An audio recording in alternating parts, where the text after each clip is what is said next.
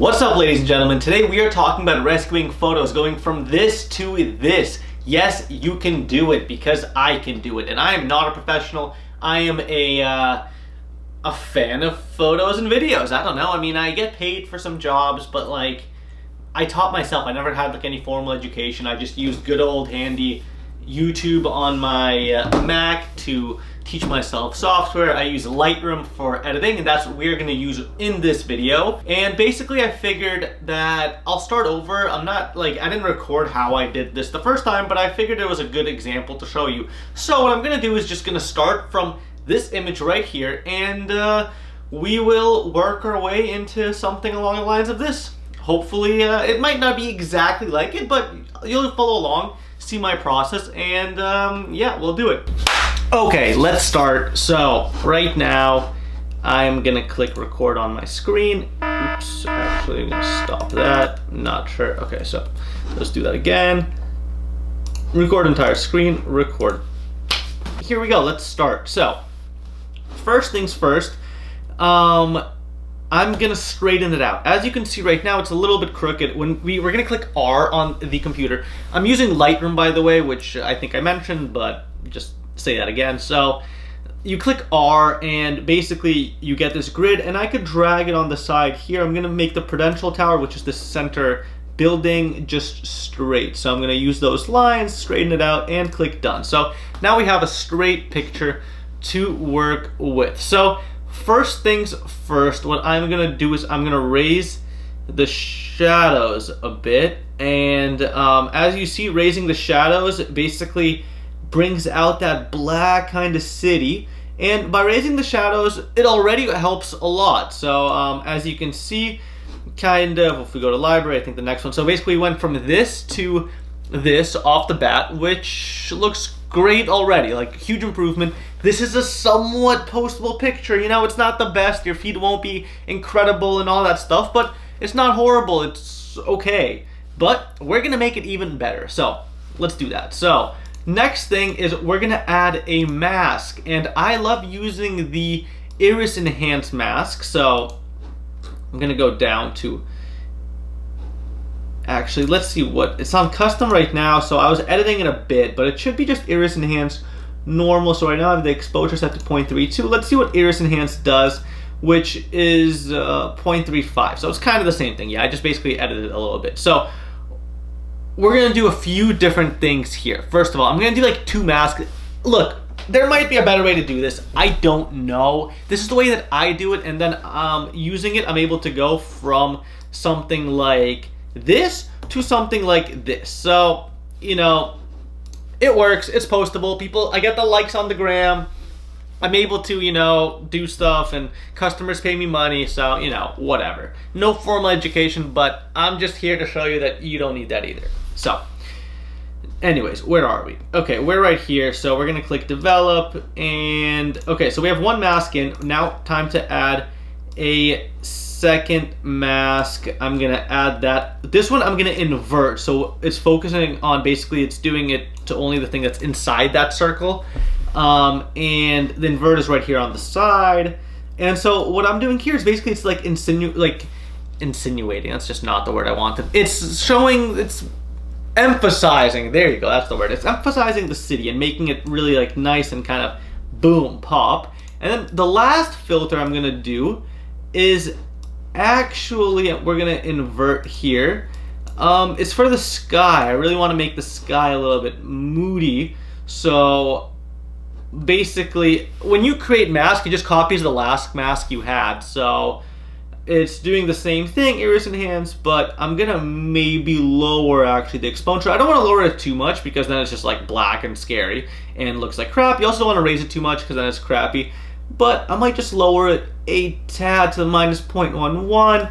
Let's play with the highlights a little bit. Let's see with the blacks. Okay, so there we go. So now, again, let's see. So we went from this right here, which is completely black and dark and ugly, to this, which is a very pretty picture.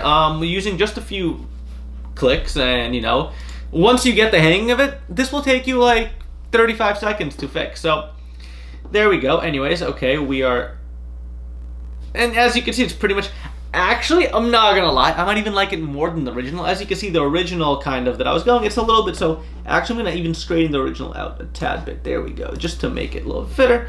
Okay, so as you see, now we're back in the picture that we're editing. So let's go down to the colors. Maybe might tweak the colors a little bit to kind of help emphasize some stuff. So first off, I'm gonna look at the picture and see kind of what's the color scheme that I'm seeing. So I'm seeing blue in terms of like here you have the building that's blue, you have the sky up here. I see some purples, a little bit of kind of like red, yellow in terms of the lights right here, so in the windows, and some green. So let's go down to the hue, and I think by playing with the yellow, actually see I could change as I'm dragging it, I'm changing the color of the windows. So when I drag it down to minus right here, they're kind of more orangey. When I bring it up, they're kind of more yellow. I actually prefer a more kind of like orangey feel with this, so that's what I'm gonna do. You could actually drag, so the orange, I'm gonna bring it down. See it, when I'm bringing it down a little bit, it kind of like gets that pink hue around the Prudential. So I'm gonna bring it down just a slight bit because I like that pink more than the yellow.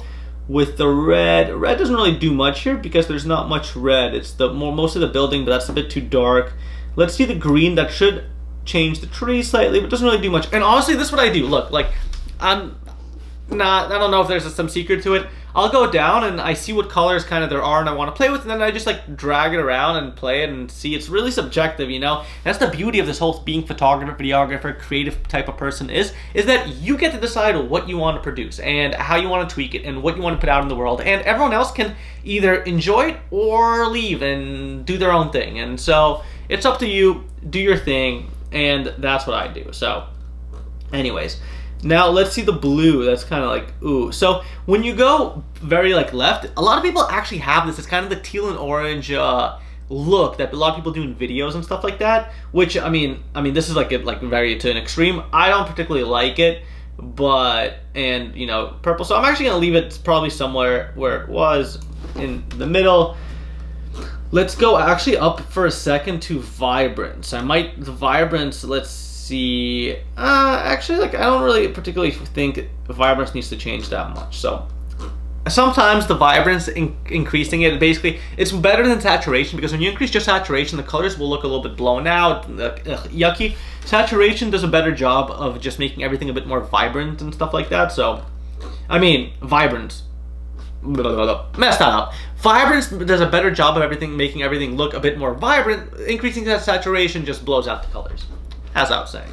So anyways, now we're gonna go down here into the luminance, and again the blue, just slightly make it a bit lighter, that's what it's doing. We're gonna go to yellow down here, and oh, whoa, look at that.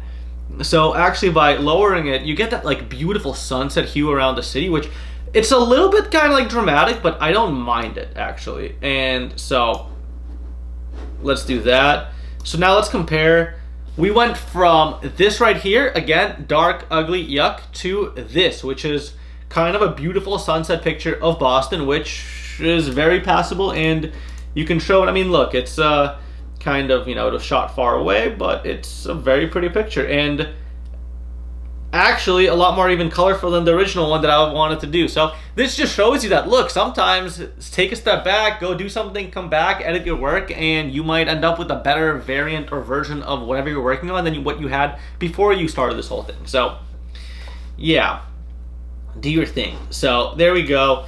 We're gonna develop it again. I'm kind of liking it. So like, also important rule is no one to just back up and stop. Don't need to go and edit it too much and change your stuff and do all of that. So I actually quite like it.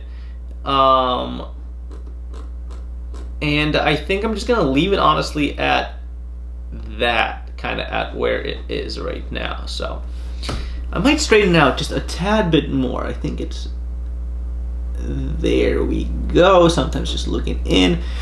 I'm not editing on my screen right now too. I'm editing on the MacBook Air for this video, which again, I'll make another video talking about this computer and what I like about it, what I don't like about it. This is the M1 MacBook Air, $800. It's like the cheapest computer or laptop that Apple offers. And you know, I mean, the difference between this, which is $800 or between $800 and $1,000 depending on when and where you buy it, to the 16-inch, which is $2,400 or something like that, which is a huge increase of like $1,200 or whatever. It's you know, ideally I would like the 16-inch. Am I gonna pay an extra like double this? No, I'm not. So I'll deal with it, whatever. I'll talk about it in that video. Stay tuned. But basically, this is it. I think it's a pretty good job. We went from this dark, ugly image to this, which is great. So I hope you enjoyed that. I hope you got something out of it. Basically, if you have a crappy dark image, as long as you shoot in RAW, that's really important. JPEG and all that other stuff, it's easier, but just you won't be able to rescue. That's the beauty of RAW. The beauty of RAW is that I can bring in an image like this and rescue it, and then turn this crappy image into this image. So that's it. Hope you enjoyed it. Stay tuned to the next video, or I mean, subscribe and, you know, the whole shebang. So thanks for watching. Until next time, peace.